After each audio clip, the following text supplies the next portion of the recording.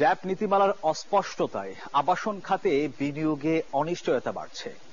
শুধু ড্যাপ সংশোধন নয়, ঢাকামুখী আবাসন পরিকল্পনার পরিবর্তে শহর বিকেন্দ্রীকরণের উপর গুরুত্ব দিয়েছেন বিশেষজ্ঞরা।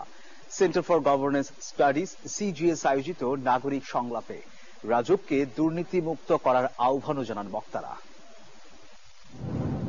রাজধানীকে পরিকল্পিত ও বাসযোগ্য করতে রাজউক 2022 সালে বিশদ অঞ্চল পরিকল্পনা বা ড্যাপ প্রকাশ করে। তবে গ্যাজেট আকারে প্রকাশের পর থেকে এ নিয়ে মতপার্থক্য তৈরি হয়। সংশোধন ও বাস্তবায়ন এখনো অনিশ্চিত হয়ে পড়েছে।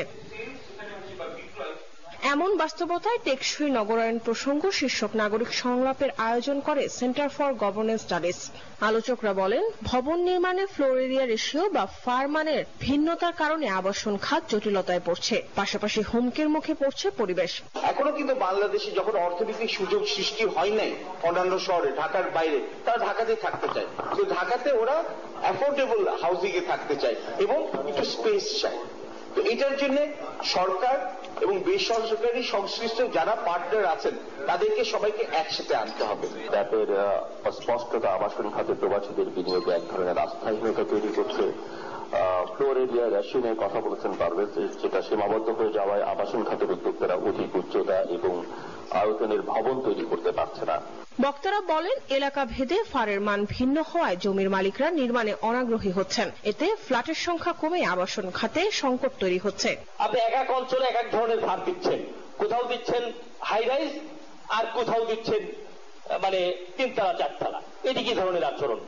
রাজনীতিবিদরা বলেন, ঢাকার অতিরিক্ত জনঘনত্বের জন্য রাজউক দায়ী। ঢাকা বাঁচাতে উপজেলা পর্যায়ে গুরুত্ব বাড়ানোর বিকল্প নেই। ডিসেন্ট্রালাইজেশন হয় নাই। ঢাকায় মানুষকে আসতে হচ্ছে, থাকতে হচ্ছে, আরবান সুবিধাগুলো এখানে নিতে হচ্ছে, চিকিৎসা, খাদ্য, চাকরি, পড়ালেখা সবকিছু, ভিসা সবকিছুই ঢাকায়। ঢাকাকে মেরে ফেলতে হবে, গুরুত্ব কমিয়ে ফেলতে হবে। তাদের মতে ফারের মান বাড়ালে পরিবেশ বিপর্যস্ত হবে, আবার কমালে আবাসন সংকট আরো তীব্র হবে। তাই সমন্বিত উদ্যোগ ছাড়া টেকসই নগরায়ণ সম্ভব নয় বলে মত দেন আলোচকরা। সেটা তেমন কোনো কাজে দেয় না। মরিয়ম আজিজ মৌরিন, নিউজ 24, ঢাকা।